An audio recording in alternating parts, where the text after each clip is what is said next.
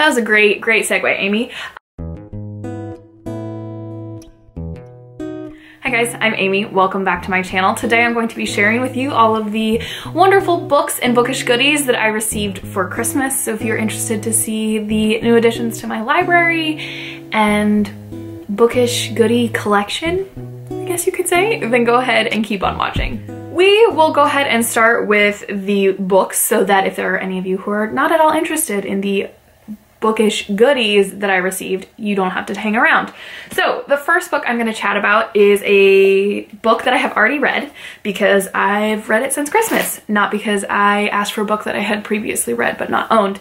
And that is Margaret the First by Danielle Dutton. This is the fictionalization of the life of the real Margaret Cavendish. I have recently chatted about it in a reading wrap-up, so I won't go into it, but I loved it, and I think y'all should read it. It was a very fun book, and I'm super excited to have it on my shelves now. Another book that I received is Wolf Hall by Hilary Mantel, and this is a very well-known, very popular book, historical fiction in which it is heavily researched that we follow Thomas Cromwell, who was an advisor for Henry VIII, King Henry VIII of England. This won the Man Booker, as did the sequel, I believe, and I think the third is coming out. Please correct me if I'm wrong. I'm very excited to get into this, as I like giant books about real people, and Henry VIII has always fascinated me. I am absolutely stoked for this next book, as it was all over last year, and I really honestly can say I don't think I've heard a bad review of it. And that is Educated by Tara Westover. This is the story of a woman's life in which she was raised in a very rural, secluded community in Idaho, the state of Idaho in the United States, that her parents didn't take her to the doctor. She was not a part of the public school system. She did not have a birth certificate. And this is her experience with her family and how she goes on to get an education for herself as she gets older, and the complicated aspects to her relationship with her family. I've only heard wonderful, fantastic things and really cannot wait to read it. Another nonfiction book that I got that is very near and dear to my heart for a reason in particular, but that is Prairie Fires, The American Dreams of Laura Ingalls Wilder by Caroline Fraser. This did win the Pulitzer Prize last year for nonfiction, and this is exactly that. It is the story of Laura Ingalls Wilder. I was one of those children growing up in which I read the books by Laura Ingalls Wilder that in many ways were based on her life experiences. In particular, my mother would read those to us on road trips and when we went camping when I was young. And so she's always had a special place in my heart. She's always been, those stories were always a part of my lives, fully recognizing that there is problematic content in them, and Caroline Fraser apparently handles that very well, because I watched Kendra Winchester's review of this book in which she absolutely loved it.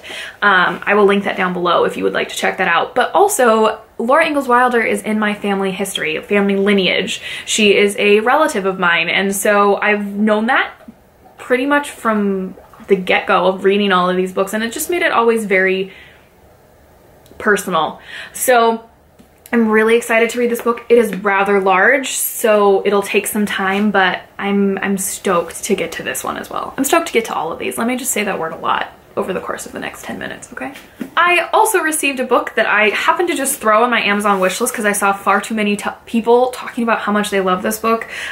People like Jacqueline from 6 Minutes for Me and Robert from Barter Hordes. And since then I've seen Doris from Aldi Books talk about this book as well. A lot of people are loving this book, and I really should know more about it, but I don't. And that is Where the Crawdads Sing by Delia Owens. I've heard the nature writing's pretty bomb in this, and that there's a mystery and there's dual timelines. We're ticking boxes for me, not the mystery part, but I've heard far too much praise about this book to not want it, and now I have it and am stoked to read it. I also received the next two illustrated editions of the Harry Potter books. So of course we have Harry Potter and the Chamber of Secrets by J.K. Rowling, and of course illustrated by Jim Kay. So that is the second one. And then I have now received the third one, The Prisoner of Azkaban. I'm stoked to have these. I'm slowly but surely working my way through a reread of Harry Potter, and I'm excited to dive into these because the illustrations are absolutely gorgeous. Let's see if I can find a big spread. Maybe. There we go. There's a good one. Yeah, so stoked. They're beautiful. Anybody else want to know how big the following books will be though? Because after the third book, they get rather large. Very curious to see how they handle it. I'd love your thoughts on how you think they're gonna do it down below. Technically, I did not receive this book for Christmas, but it will live on my shelves as these are the only bookshelves we currently have in our home.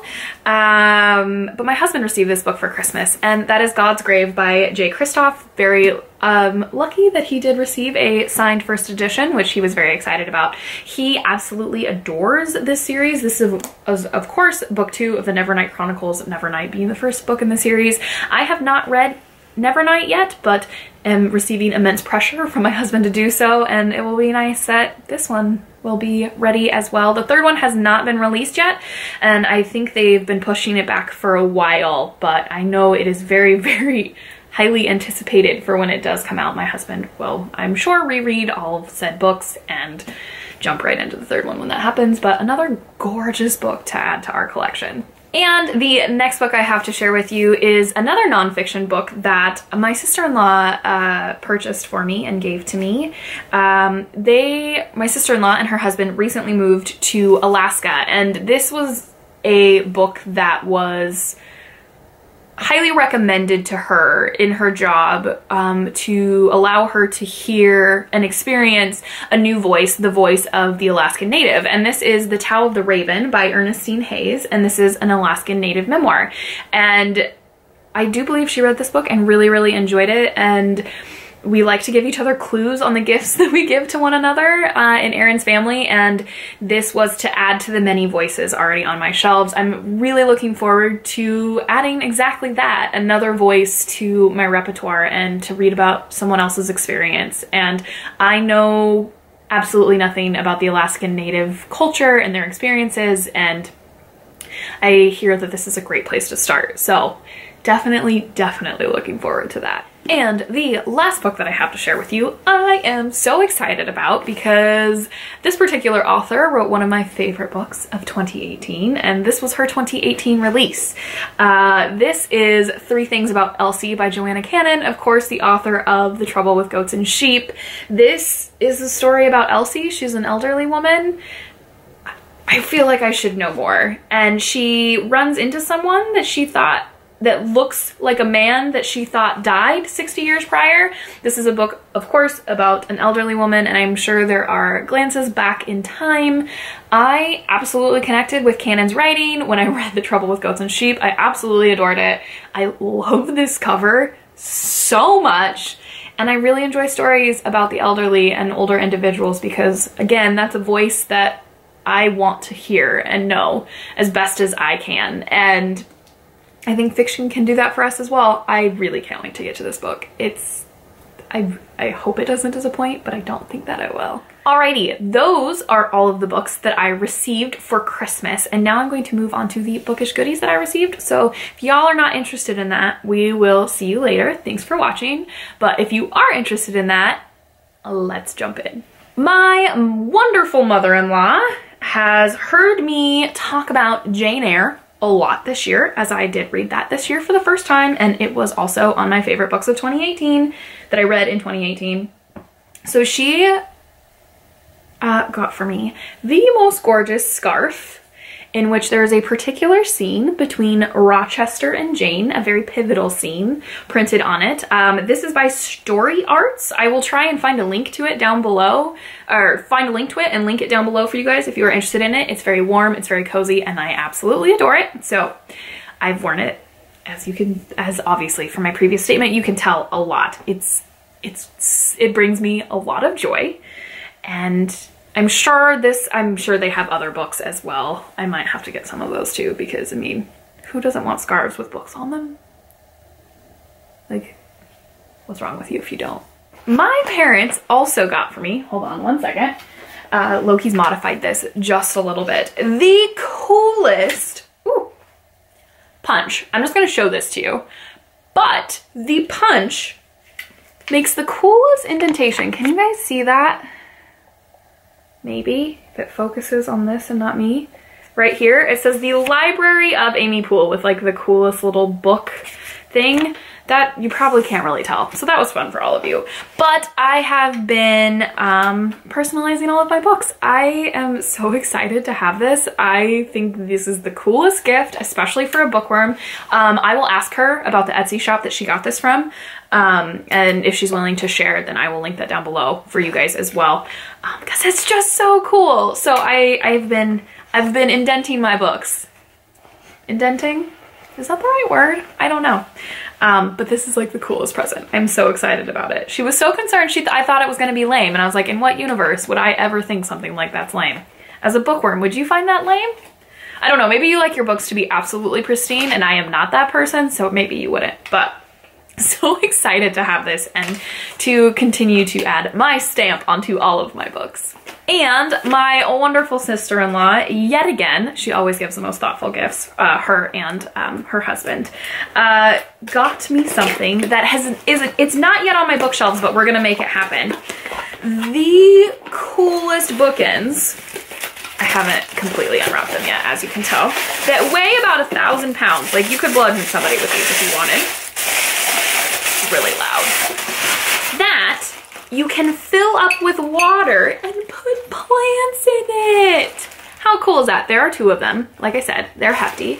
I do believe they're handmade and they're so cool. There's the brand for you. They're little vase bookends. I think they're awesome. Loki apparently likes them too. I will be kind of reworking my bookshelves a little bit here in the next couple weeks, and I'm hoping to find room for these. I don't know if you know this, but not all of my books fit on my new bookshelves, so we gotta get a little creative. And the last thing I'm going to share with you all is a gift that my mom got for me. It came from both my mom and dad, but we all know who found it. This was yet another Etsy shop. I will link it down below for you all. But I don't know if all of you know this about me. Some of you probably will. But one of my favorite animals, I have 2 favorite animals that I really struggle to pick a favorite from, but one of them is bats. And I've talked about a particular book about bats a lot, and it's super awesome. But my mom found this for me, and I cannot wait to put it up. It is a print of a mama bat reading to her baby bats. Tell me this isn't the cutest thing you've ever seen. I'm trying to make it so you can't see the glare from the window.